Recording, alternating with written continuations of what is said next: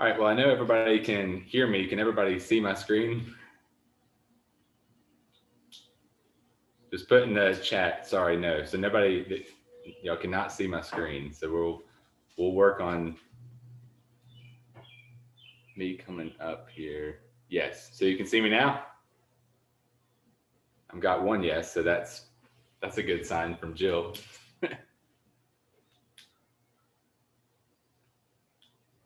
So Susie can see all of us. All right, so I'm just going to roll into it then. So for those of you who don't know me, I am Clint Bowman. I'm going to be the moderator for tonight's event and also kind of do the Q&A session towards the end.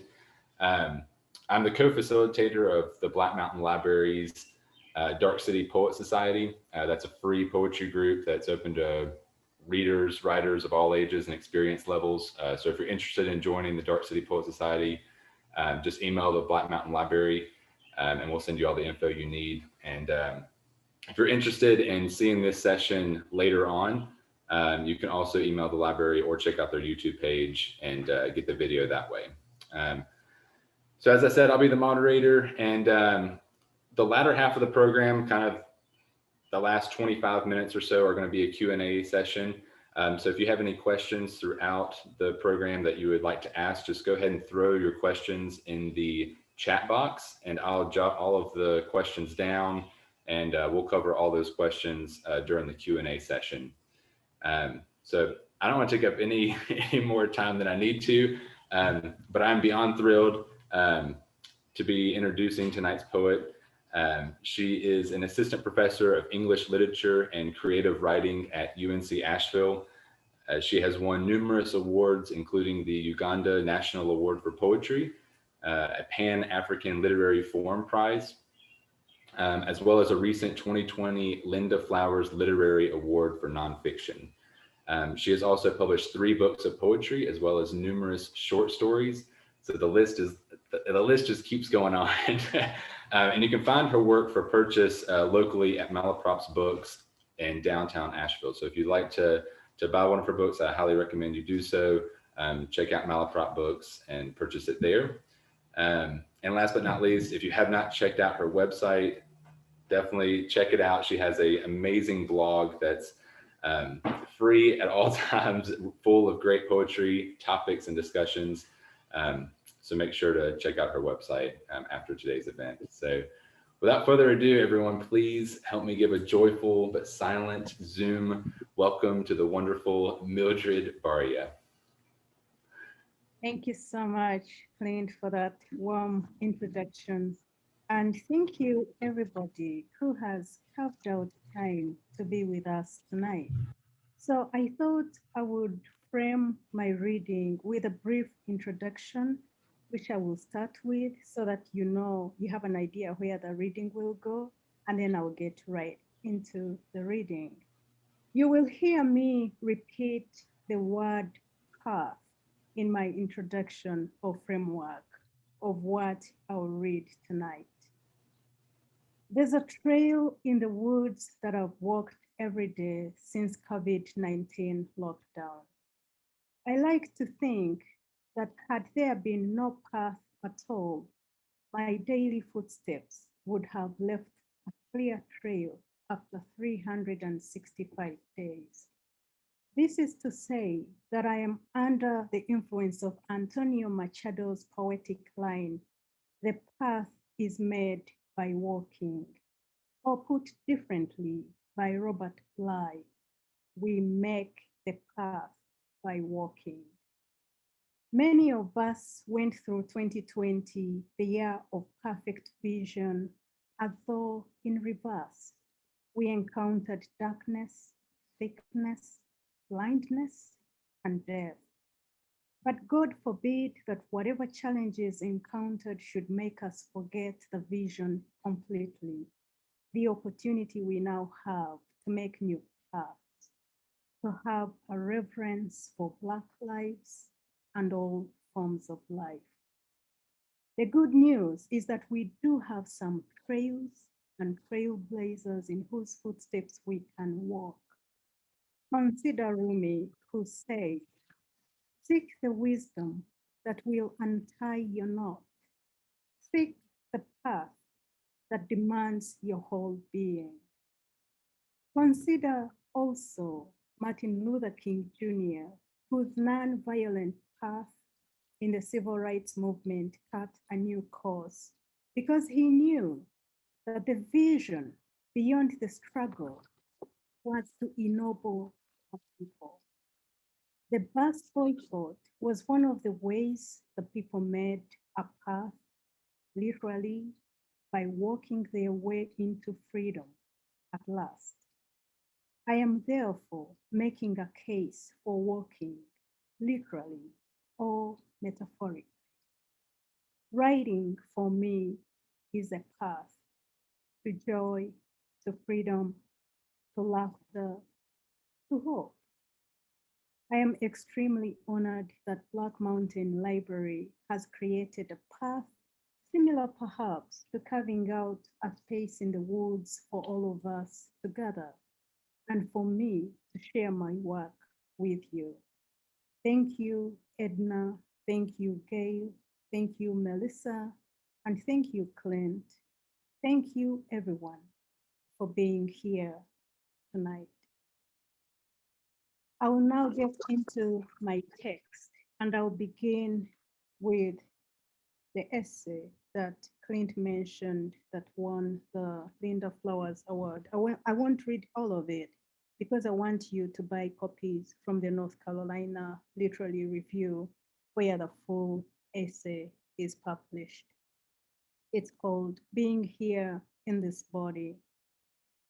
In a good poem, Czeslaw Milosz said he looks for a considerable dose of reality, something palpable, a presence of palpable reality. In my geography, I see traces of good poems. Consider the turtle for a moment. A few weeks ago, I got into my car to drive to work. An eastern box turtle lay in the driveway, and when it heard the sound of the engine, it raised its head and forelimbs. That's when I noticed it. I stopped and moved the turtle to safety in the green yard. I then drove on to the university where I teach. In the course of the day, I randomly ran into two ladies at different hours of the day, both wearing silver turtle necklaces. I didn't think much about that until the evening when walking around Asheville's Beaver Lake with my sister, I looked into the water and saw hundreds of turtles swimming. There's got to be a message, I admitted. I have a deck of animal medicine cards on my writing table, so I thought, wouldn't it be amazing if when I arrive home, I mix up the cards only to pick one and find it's a tarot card? I am a believer in bibliomancy, especially when I am curious about synchronicity. Once home, I shuffled the deck, closed my eyes, and removed a card. I placed it on the table, then opened my eyes. A golden green turtle was stretched on its tummy, its head drawn out, its left eye looking at me. I sat down and read the card's guidance. A lot had to do with the art of grounding and adaptability, which is what turtles have mastered, making homes on land and water, while also representing the creative force or feminine principle of Mother Earth. Earlier, I'd seen myself as a protector when I'd moved the turtle from the driveway. I was rather pleased about that. Now that was reversed, and I sensed that the turtle was cautioning me to take on its habits and patterns of protection by either snapping in the face of danger or retracting in honor of my feelings. How else to explain the many ways and places the turtle had turned up for us to encounter each other? The homing self. I've thought about myself in the nature of things, the homes I've carried on my back, the weight that bends my back but also sustains it. There is the home of my birth, my country, Uganda, that I've dragged along, even when I would like to convince myself that it is behind me. In truth, it is only as far behind as my back stretches. This home makes its presence known wherever I reside across the world. My dictionary defines homing as an animal's ability to return to a place or territory after traveling a distance away from it. We speak of the animal as having a strong homing instinct. In my experience, the return is always unbidden and internal. It appears in the home I am already in and makes me realize that the home I seek can never be separate from the self. I am like a box turtle.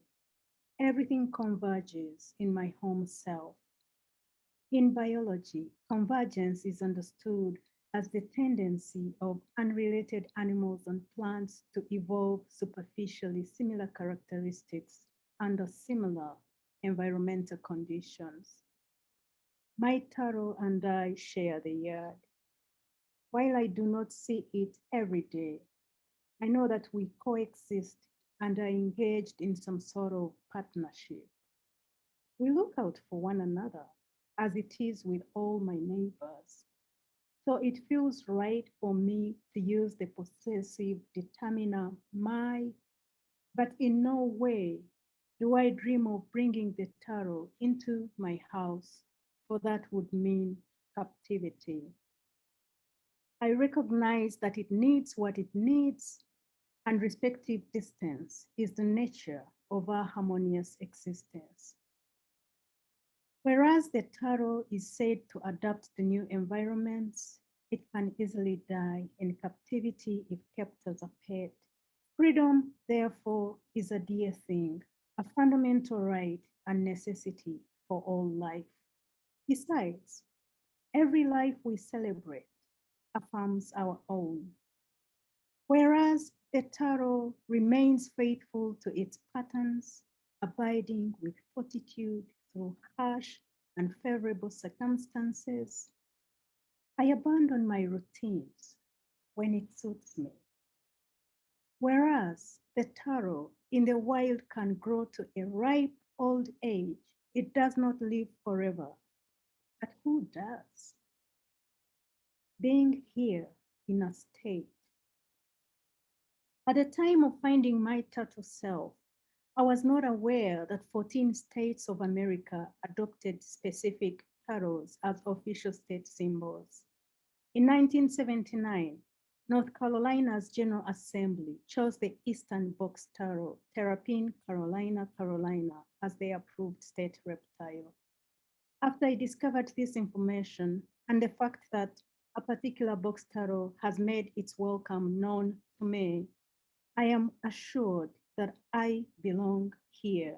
But here is a loaded adverb that requires unpacking. In his selected essays, To Begin Where I Am, Maloche states with what he categorically states is his intention: I am here. He then suggests that those words contain everything that could be said, because we not only begin with them, but we also return to them. Perhaps we do so to remind ourselves that we are beings who are aware of our existence, our presence to life. We may use those words to announce ourselves when we arrive somewhere, or in our quiet contemplation, as an expression of amazement, certainty, or disappointment. Since they offer several interpretations, we cannot confine their meaning to physical space alone. If anything, they may mostly imply one's emotional and experiential standpoint. Maloche's life unfolded in many places across Europe and North America, so it is possible that his intention includes everywhere he has lived, and all the things he has experienced at both conscious and subliminal levels, just as the actual geographical space of where he is embodies all his lived experiences and imagination.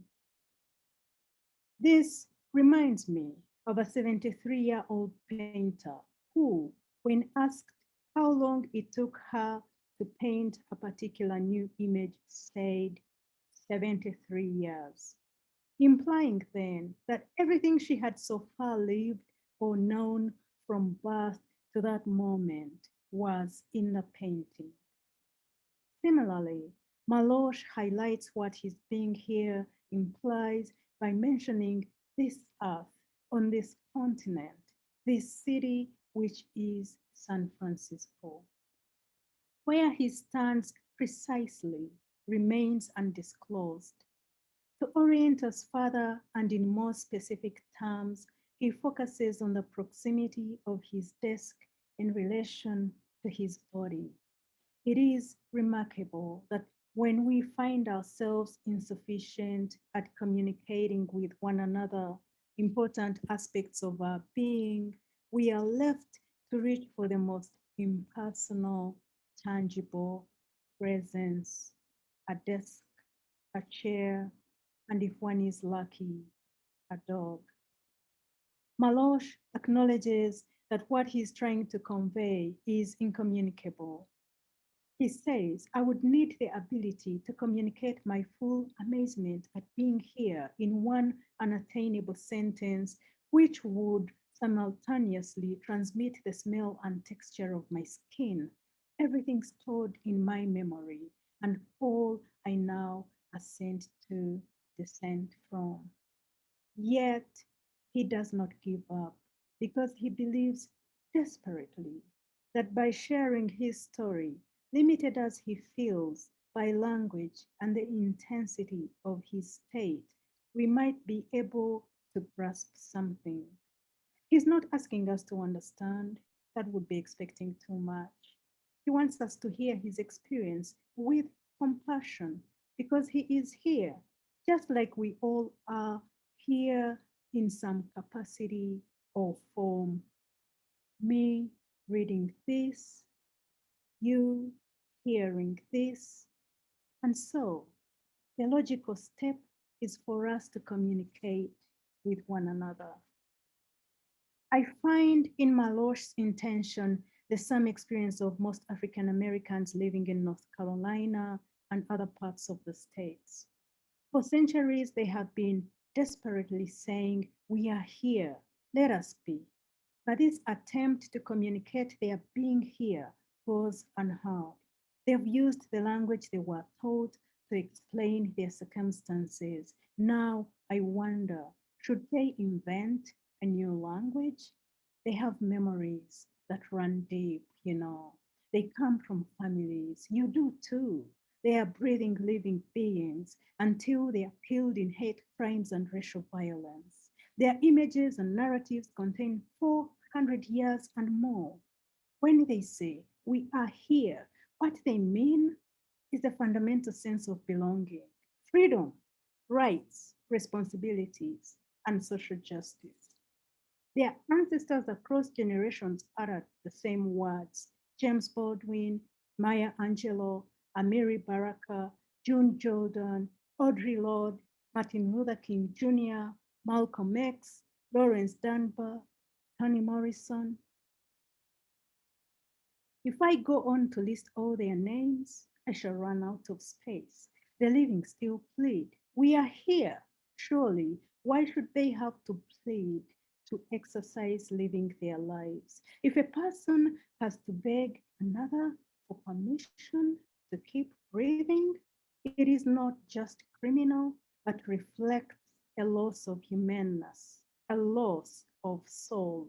If you stepped on my toes and I said, you're hurting me, wouldn't you remove your foot and hopefully apologize? How about you're kneeling on my neck and I can't breathe? Humans have limits. In every person's intention to be here and to be heard is a wound. When the wound is not addressed, when the wound is disregarded, the moral fabric bears the strain until it ruptures. Police brutality and state-sanctioned violence against Black, Brown, Indigenous, and marginalized populations continue to arouse indignation. We cannot say the recent public protests are unprecedented because prior to Black Lives Matter, there was the civil rights movement sounding the same call for all the people, regardless of race, to be seen, heard, and respected as human beings, to be recognized as full citizens of this nation with God given rights to life. Stretching further back to 1789, we notice the same cry and intention of the abolitionist movement. Am I not a man and a brother? Different syntax, but same hope, same conviction, same reaching for, fumbling for, groping for inclusion. Every impactful explosion that happened between 1789 and now, including the American Civil War, the formation of National Association for the Advancement of Colored People, and the Harlem Renaissance, demanded a new reality in which all people who are here could live safely, free from racial hatred, discrimination, and all kinds of racist attacks. It is staggering how little has changed. So I ask, are we really our ancestors' wildest dream, like some people have remarked, or their greatest disappointment? The gaping wound festers with each new hate crime perpetrated by police and white vigilante murderers who know that they have protection of the law and of a system that continues to turn a blind eye to grave injustices against Black lives. Let's name names lest we forget: George Floyd, Breonna Taylor, Nina Pope, Tony McDade, Gotham Jean, Alton Sterling, Sandra Bland, Philando Castile, Camille Rice, Eric Garner, Michael Brown, Monica Diamond, Terence Crutcher, Samuel DuBose, Walter Scott, Trayvon Martin, Tatiana Jefferson, David McAtee, Fred Gray, Stephen Clark, Anisha Anderson, Cynthia Hurd, Sharonda Coleman Singleton, and many more sons and daughters, husbands and wives, brothers and sisters. How do we move forward? Strangely, by returning to I am here, because it defies the laws of the universe to think that we can leap from here to there. You see, the words I am contain everything that we are and all that we aspire to be. They hold the seed of everything we would ever need if we speak them unwaveringly. Alosh said that we return to those words. They are our alpha and omega of peaceful coexistence. If we accept everyone who says, I am to be, then we would have confidence in our collective eyes to forge the next step. It really is that simple, but requires a change in the consciousness of the people who are against others' lives. Acceptance embraced by all would result in a new language, a win-win. Imagine each one of us asking the question, how can I live here in a manner that acknowledges every other person as a human being? Let me clarify. I am refers to a person's sense of being when it's claimed firmly as an intention. It goes beyond one's mere existence and transforms into the greater self, the essence of oneness, the all pervading spirit we are told created all things and abides everywhere. If we see every human being in this regard, then we witness ourselves merged with oneness, which is eternal and cannot be contained in one space of form, for it resides in each one of us, inasmuch as it resides in another. After all, I am is the name of God encompassing all that is beyond verbal language and at home in silence. In other words, divine consciousness that enters the void of silence and creates new worlds because the sound in silence is powerful like breath. Each inhale, exhale starts and ends with where each one of us stands. Therefore, through our body's interconnectedness with other things, the source I am, it is possible to be in a state where language breaks but sound doesn't. For instance,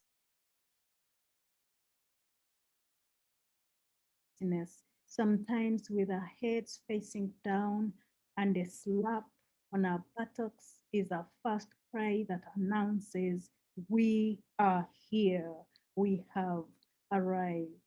It is also our last cry when we transition to face ourselves as if for the first time as co-creators with higher intelligence and other cosmic beings.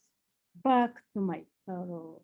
It has taught me that effective communication utilizes patterns and can be held inside the body without need to engage in words. I cannot exchange words with my turtle, but I can stand silently before it, watch its head emerge, its eyes opening to behold what's before it, and in that moment of stillness, feel that we are communicating. Wittgenstein says what we cannot speak about, we must pass over in silence. How true, a relief actually to see how the limits of our thoughts and expressions in language as we know it can still enable us. Or even force us to cross over, to bridge the gap that blocks communication, and to realize that what we call the other, however different, is not separate from us. So I will end that part there, and the rest of the essay is coming out in the North Carolina Literary Review. I'm going to read two poems and then I'll end with another brief extract of a new essay. This one is called Suspension Upside Down. It's a poem. Brain damage, I think, when I see a squirrel hanging upside down a tree trunk, seeing the world differently. How often am I in need of the lesson? It somersaults in the air, lands on a branch, scuttling up, down, jumping sideways from tree to tree. I've been told it remembers only 10% of where it hides nuts. How unsmart. Though the same is said of humans' brain capacity, the rest latent, burns, or is buried with us when we die. At least the squirrel is skilled in gymnastics. When its kind get knocked dead crossing the road, I do not think of it as a careless act, but divine will. Right now, someone somewhere is dying, and the earth itself is unfinished. You, my love, Take my hand and stay with me as long as we last. Actors. Lizards will on purpose sever their tails when in stressful or dangerous situations, an act known as autotomy, from the Greek auto, self, and tom, severing or self amputation. Even after the tail is cast off, it goes on wriggling, hence distracting the lizard's attacker. The lizard can regenerate its tail in a few weeks. The new tail will contain cartilage rather than bone and vary distinctly, not only in color, but in texture compared to its earlier appearance. In humans, change in skin pigment and texture are due to disease rather than protective behavior. I heard of a South African woman who was once white but turned black over time. It wasn't the reptile genes calling, but a condition known as hyperpigmentation. Her husband asked for a divorce and took off with their 3 children. The only mammals that come close to regeneration are the African spiny mice. Upon capture, they release their skin. Imagine a predator holding its prey only to realize seconds later that it has escaped, leaving only its skin. The mice regrow their skin, hair follicles, glands, fur, and cartilage with little or no scarring. Organic surgery at its finest. Empirical sources suggest that lizards, whose tail is a major storage organ for accumulating reserves, will return to a discarded tail after the threat has passed and eat it to recover the supplies. This makes me think that when we discarded our tails as Homo sapiens, we were supposed to swallow them in order to keep our reserves intact. We forgot a significant part of ritual and opened ourselves to disease, predators, and a weaker immune system. Strangely, while looking in the mirror, I notice some things have fallen off my body and I can't locate them on the floor. Others attached to me like textile fabrics in all the wrong places. They fracture my ego, and I must find consolation that these zones of weakness make me softer. I want to know more about the self-amputation act, free will, and all, but the English dictionary corrects the word to autonomy, self-rule, independence, freedom, sovereignty, which surprisingly concern the lizards when they are shedding tails, compelled by their strong desire to remain free, safe, uneaten, untrapped, unconquerable, and not subdued in accordance with their survival manual. And this is the last piece I will read, and then we'll open it up to questions. One of the things I will say is that when I was working on my PhD before I graduated in 2016, one of the elements I was using and looking at closely was the element of symbols. And I thought in my fantasy that I would have these beautiful mythic creatures like thunderbirds and phoenix appearing, coming to me so that I could write about them. And in no time at all, I realized that the creatures that were appearing were hedgehogs and lizards, turtles, alligators, and all the crawling creatures. And I gave up my fantasy of getting in touch with these mythical birds that I had hoped would take me to transcendence. But having said that, this last piece acknowledges some of the birds that I now spend time watching and writing about. So it's titled The Confluence of Birds, Language, and Mammals.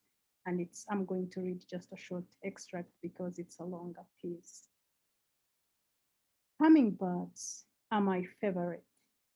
I love their vibes and iridescent plumage, but I think I would be a mockingbird were I born a feathered being. I recently discovered quite by accident my ability to imitate bird calls. I was on my back porch sipping a strong cup of Irish black tea when a blue jay flew into a nearby pine tree and began tweeting. I listened, and when the tremulous trills sounded desperate like the mews of a cat in distress, I responded. The bird went silent. When my call ended, it resumed. We fell into call and response until I got tired and moved back into the house. I kept hearing the bird though, calling, pausing, hoping perhaps that I would pick up the sound. Later, I tested my vocalization skills when I heard mourning doves, Carolina wrens, red-bellied woodpeckers, robins, and tufted titmouse. Repetition of certain patterns, consonants, vowels, and sounds is a big deal in this game of imitation. I've also discovered the wonders of the tongue, its manipulative ability to twist and make any shape you want, beat or knock on the roof of your mouth in order to produce the sound of a drum, car alarm, or an old German telephone ringtone. Bird whistling, an art I've practiced since childhood, and you can produce varied sounds by drawing breath in, out, in, not only to match patterns, but also tone, mood, and tempo. Of all the birds I've quoted, only the crows have detected fakery. Four of them are on the ground eating ants that could never make an anthill, precisely because of the crow's presence. How all the ants aren't wiped out amazes me. The remnants persist, so do the crows. Every time a mound begins to sprout, the crows arrive. Both creatures are determined to survive, and they do. I attempt to lure the crows, they don't even look up. The bird that cracks my heart is a bright red cardinal. It is Saturday and I want to spend more time relaxing outside.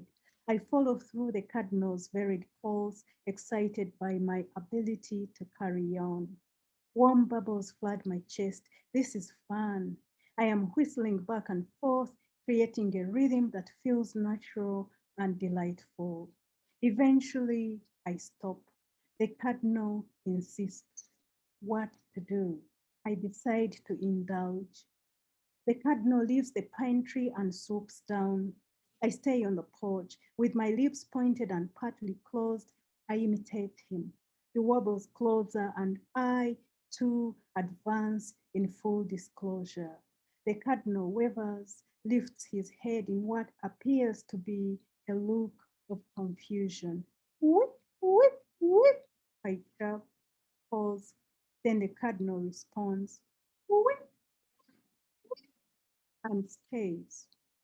In that moment, my heart flutters and I wonder, does he think we can make it? Even after I've exposed myself, he takes a few seconds to think, or whatever birds do that qualifies as thinking, and remains.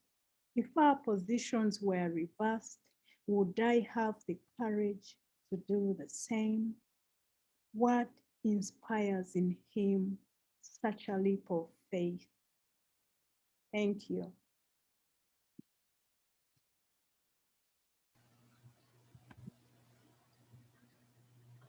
Awesome. Thank you so much, Mildred. You're welcome. So we got quite a few questions for those of you who might have joined throughout the program. If you have any questions for Mildred, feel free to put those in the Q&A area or in the chat box below. We did have a couple questions come through. So the first one, Mildred, is in regard to your website, The House of Life. Is there a special story behind your decision to choose that particular name? Actually, there is. So I started doing the website, I think it was in 2008. And what happened is that I had been studying Egyptology. I had a mentor, Ikwe Ama, and I was in a writing residence. He's a great novelist, and he also knows Egyptology. So I had this huge book of hieroglyphs, and I was again talk about symbols, but a different kind of symbols. So I was really immersed in the language, wanting to communicate and learning to write my name using just the hieroglyphs and discovering there's a lion and a snake in the name. And so the House of Life comes from ancient Egyptian language that refers to the house of the scribes. And because the scribes in the ancient Egypt were the people trained to write and to bring knowledge to the people, they are the ones who were in charge of writing laws and on the long scrolls that we sometimes see in museums. So when I learned that they had this sacred special place called the House of Life, I was like, oh, that's perfect because I'm thinking of starting a blog and I want it to really say something that I'm passionate about. I was passionate about Egyptology. I eventually gave up. It's the hardest thing I've ever tried to learn. But I took the name House of Life to always remind me of what I was getting into when I was studying ancient Egyptian language. Nice. Wonderful. Yeah. Yeah. And for those of you who have not checked out Mildred's website, House of Life can be found at mildredbarya.com. Um, very straightforward website name. It's perfect, easy to remember. um, well, that's really interesting. We had a couple more questions. So the next one is it says more and more Black women poets seem to be choosing between activism, writing about empowerment, and artivism, write about butterflies. And so, do you feel an obligation to use your poems as a vehicle for change? That's a great question. And for me, I don't think it's an obligation, but something that I really have to do. It's like eating. It's like breathing. It's like something I can't not do just because it's almost it flows in my bloodstream. And so when even when I'm writing about the animals, I don't think I intentionally actually go out of my way to do that. I'll just happen to be working on Cisper and a poem will appear. And I've learned to embrace what comes to me. And so it's not an obligation at all, but something that I believe is deeply rooted in me as my purpose, as my vision, something I have to do. I want to see a better world. I want to see a world where all people, regardless of color, gender, or religion, where all the people are respected. But I also want to see a world where we reconnect with our animal friends because I believe that they do so much for us and they help us live our lives. And so I don't want to ignore the butterflies and the turtles and I feel like they are really one of us, and only that they appear in a different form and we appear in another form as human beings. But at the end of the day, they are also concerned about survival and life and continuing their race, just like we are, you know. We Yeah, are concerned about survival and continuing to live and experience or exercise our being. yeah, I can definitely relate to that. That actually kind of answers the question that I had myself. Kind of the role that your sense of place has. Obviously, you've traveled a lot and lived in a lot of different places.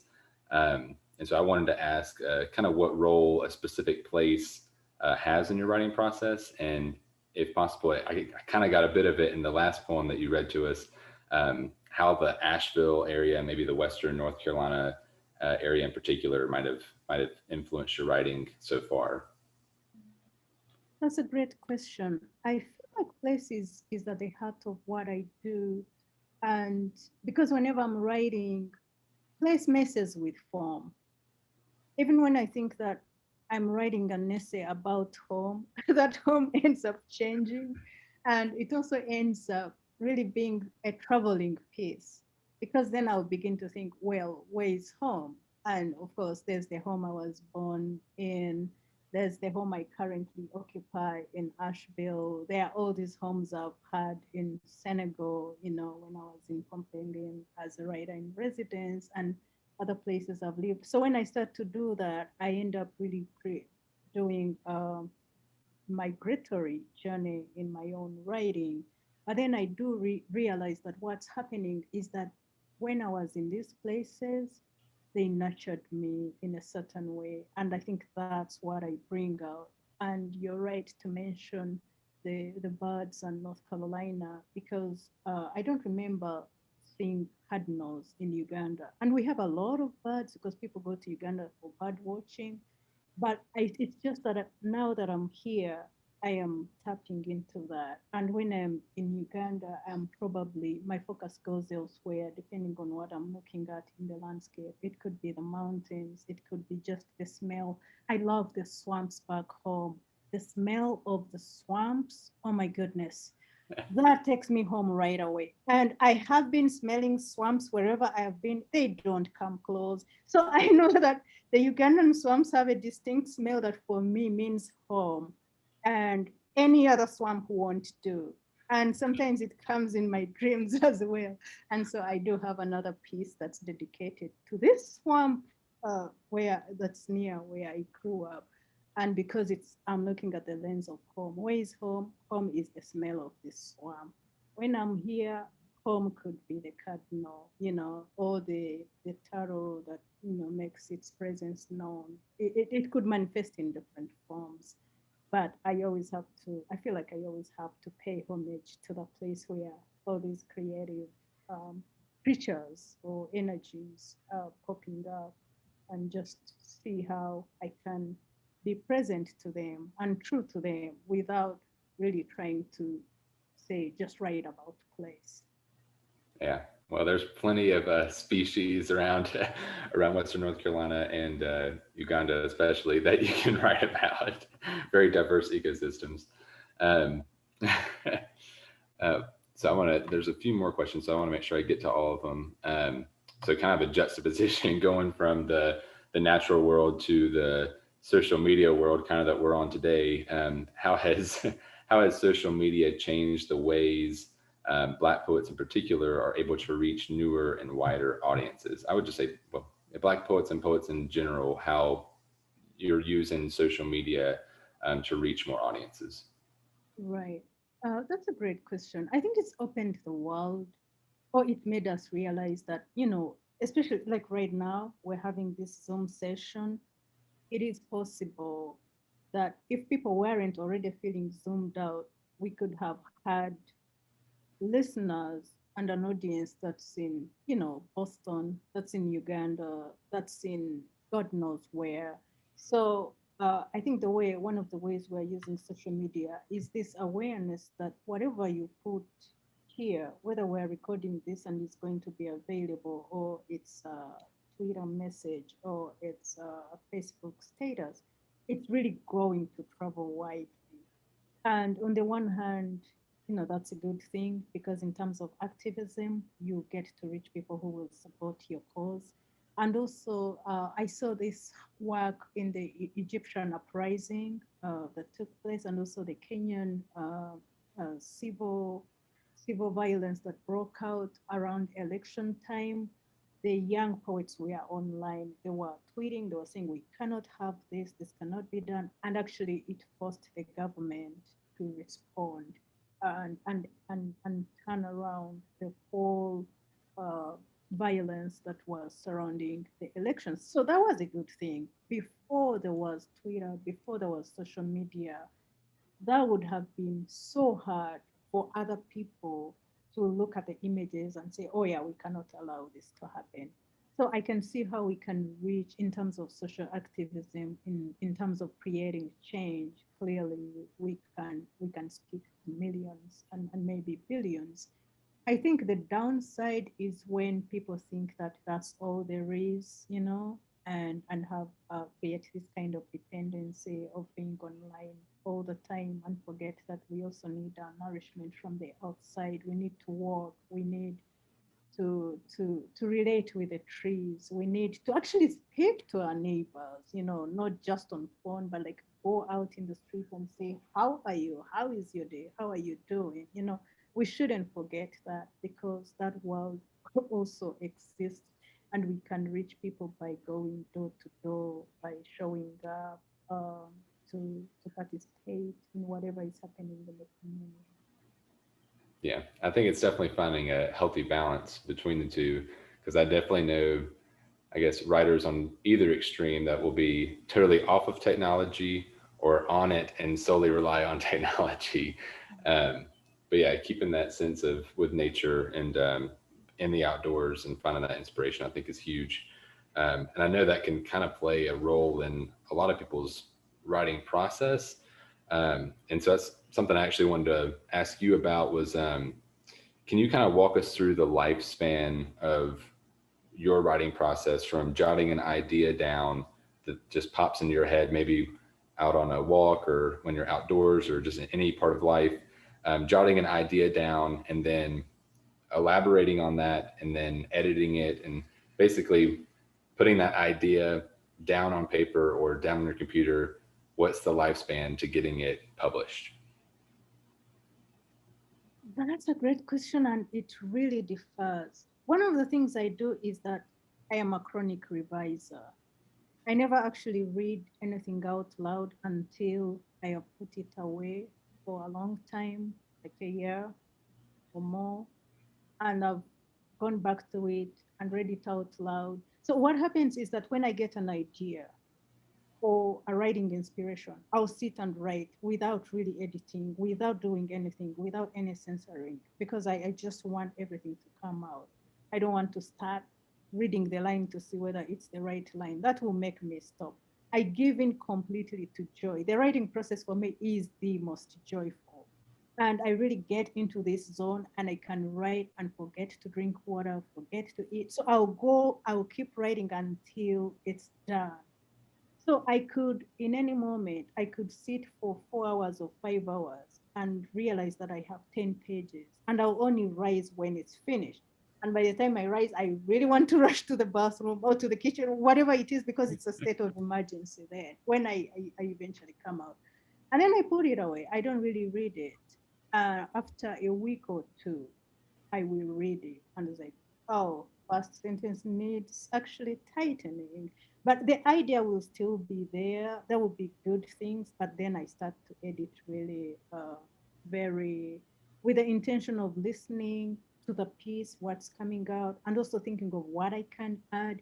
And most of the time, I actually have to take things out. I've realized that I'm one of those writers who put so much in from the beginning, so the rereading and editing is involves being minimal, like doing the work of a minimalist and taking things out and just getting the skeleton, the bones, because I believe that the skeletons, the bones are beautiful sometimes than the flesh. There's too much flesh that I put on the work. And then I put it away again. And then I read it out loud because I know that after looking at it, the eyes will skip certain things. The eyes are good as far as reading the first draft, but it's really the ears that will catch the errors, that will tell you that the sentence is correct on the page, but it's not right to the ear. The syntax and the diction, the choice of words, that's the work of the ear.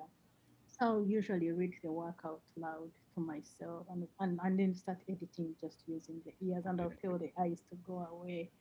And then eventually I'll give it to a friend or an editor to read and let me know what they think. So by the time I start to read it out to people and share it, it's reached a place where I can be satisfied.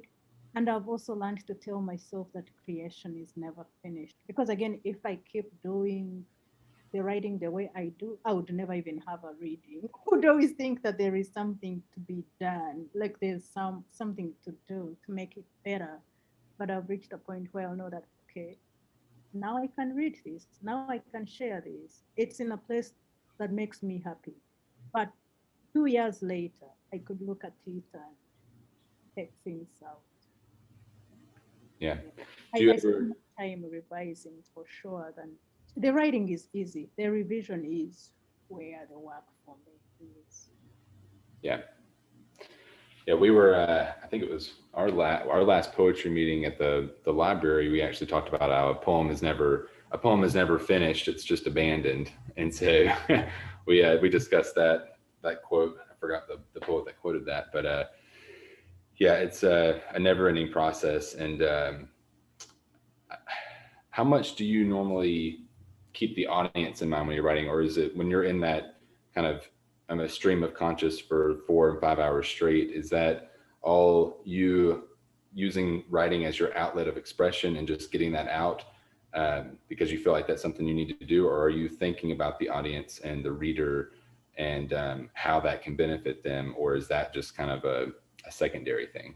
That is very secondary. When I'm in the zone and in the writing, it's really, sometimes it's not even me. Sometimes I'm honestly not there in the sense that something else is there. It's like, I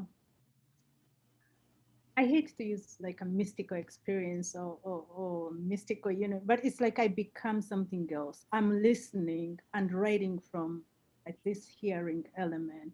So even if I wanted something, I wouldn't even notice that I'm aware of what I want in that moment. I'm just aware that I'm doing the writing. So when it's finished, that's when I'll think, oh,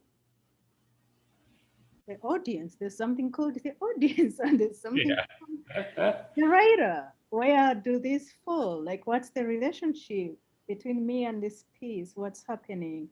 And one other thing that helps me when the audience starts to come in is that I actually only write for one person in the whole world. I only write for one person, and that's my grandmother, and she's dead. She's been dead for over 10 years. But we had a great relationship. And when I start to think of the audience, I'm like, does this make sense to my grandmother? If it doesn't make sense to her, if I imagine or I get answers that it doesn't, it means I haven't really succeeded. I still need to do more. And once I get the sense that, oh, she would get this, she would totally understand this, then I know the piece is finished. And of course, other people that are not my grandmother will hear the piece and maybe love it or appreciate it. But for me, I realized early on that I just have to have one person. I can't write for everybody or have a bigger audience in mind. But once I have my grandmother, she will help me be simple, but also clear, work on the clarity of the message and also say things she would understand, if, although she lived in a totally different century and she passed away when she was 104 years old. So she did live a very long life.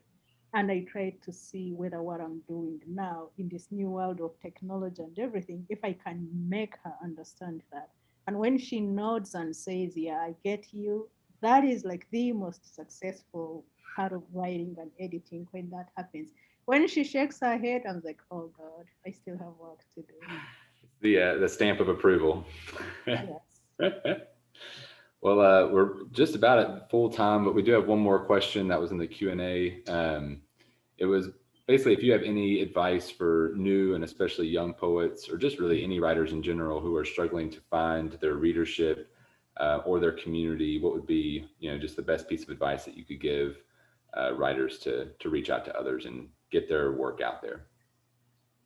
That's a great question. I I think one of the ways is to actually identify, but I'm assuming that everybody has a laptop and is probably already either on Facebook or has the ability to send out an email to two other people that they know, because then you can create a community. It's important for young writers to, if they feel like they are not part of the community, to create a community or to identify a community that already exists, like this reading Black Mountain Library is doing this. So then it would make sense for a young poet or an aspiring writer to ask how this was done. And I'm sure somewhere it will mention that, oh, Clint actually works with the poets in Black Mountain, and and then show up if we're able to meet in person, or send an email saying I want to be part of the group. And that's one of the ways poets succeed at creating communities. When I just moved here in Asheville, I was amazed how the poets here are super organized. The poets in Asheville, the community of Asheville poets is alive and well and thriving. And I don't know how they got to know about me. It's like the moment I arrived, they were like, "We are here." And then I showed up at their readings, where they were happening, cover place and also the YMCA, the block of Biltmore, like all these places where they was like, oh, where is that? Look it up and then join. And I realized that they were good at bringing other people in. They just had their sensors out into the community. So the aspiring poets could try to see if there is already actually a group or a community of poets or writers in the area. If there isn't, just start one and have two people that get to read your work, advise you, and the group will keep expanding because it's so easy to find other people wanting to join. And then when it comes to social media, using social media, they can reach people who are not even living in the same place. They might discover that, oh yeah, there are other people elsewhere who want to form a group and just get it going. Wonderful. Yeah, I think that's great advice. And yeah, I mean, is there anything else that you would like to tell the participants in the Zoom here, or does anybody else have any questions that they would like to throw into the chat box? Because we're about to wrap up our time. We're already past 8 o'clock. Doesn't look like we got anything else coming in.